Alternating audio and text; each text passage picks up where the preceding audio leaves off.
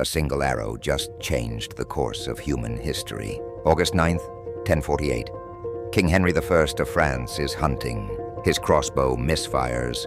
The bolt strikes his brother, Robert. Robert dies instantly. But here's what nobody expected. Robert was married to the Duke of Burgundy's daughter. His death dissolves that critical alliance.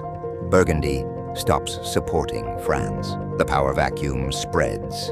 Regional lords consolidate their territories.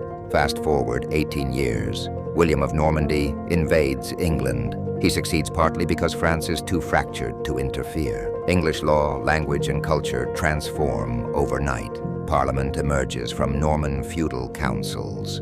This influences American Constitution centuries later. All because of one hunting accident, one misfired crossbow. History doesn't turn on grand speeches, it turns on accidents.